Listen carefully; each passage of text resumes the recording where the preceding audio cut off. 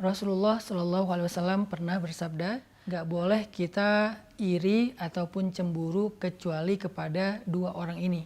Salah satu di antara dua orang ini adalah orang yang Allah berikan harta yang berlebih, kemudian dia menghabiskan harta itu di jalan Allah Subhanahu Wa Taala. Ini orang yang layak kita cemburui. Bahkan ini termasuk di antara rasa cemburu yang berpahala malah. Jadi artinya kalau misalnya kita cemburu kepada orang kayak gini, kita dapat pahala dari rasa cemburu kita, apalagi kalau kita meniru. Makanya dulu di antara para sahabat miskin pernah ada yang curhat ke Nabi gini, ya Rasulullah, orang kaya itu memborong pahala. Kata Nabi, kaifa dzalik? Gimana maksudnya? Kalau kami sholat, mereka sholat. Kalau kami puasa, mereka puasa. Kalau kami zikir, mereka zikir. Kalau kami baca Quran, mereka baca Quran.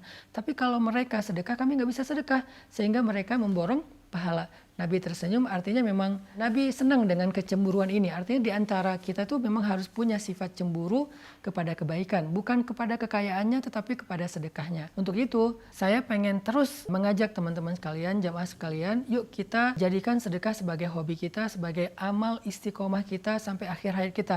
Berapapun yang bisa kita berikan, tapi ada rasa ingin memberi lebih.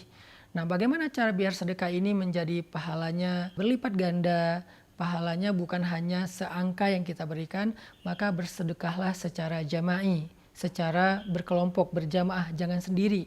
Kalau kita sedekah sendiri, misalnya kita punya uang, kita kasih kepada seseorang, lalu dia pakai makan, maka pahala kita sebesar yang kita berikan. Tapi kalau kita sedekah berjamaah dalam sebuah proyek, sehingga manfaatnya bisa lebih, maka pahala kita bukan seberapa yang kita berikan, tapi pahala kita seberapa besar manfaat dari total sedekah tersebut, karena dia diakumulasi.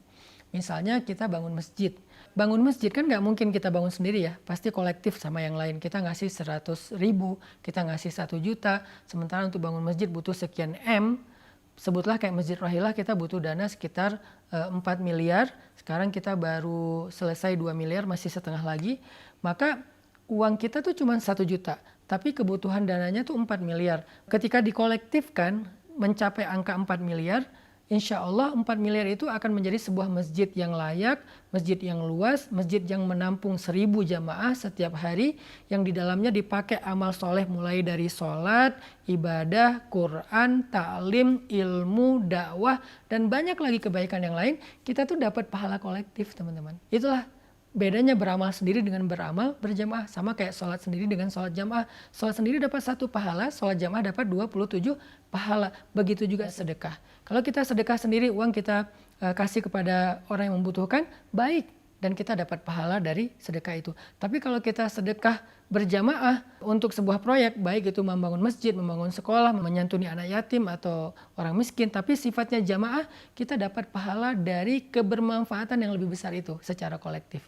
Maka ayo kita sama-sama terlibat dalam proyek langit membangun Masjid Rohilah atau Masjid Pemuda yang ada di pesantren. Semoga dengan sedekah kolektif kita akan mendapatkan akumulasi pahala yang besar dari setiap amal soleh yang dilakukan di Masjid Rohilah. Di Masjid Rohilah itu setiap awal bulan Hijriah kita mengadakan khatam Al-Quran 30 juz dalam sehari dan juga doa-doa. Di akhir waktu khatam Al-Quran, kita mendoakan orang yang punya saham dalam membangun masjid, yang punya kontribusi dalam membangun masjid. Kita doakan orang-orang tua kita, guru-guru kita, dan kita mengharapkan yang terbaik dari pahala-pahala untuk mereka semuanya.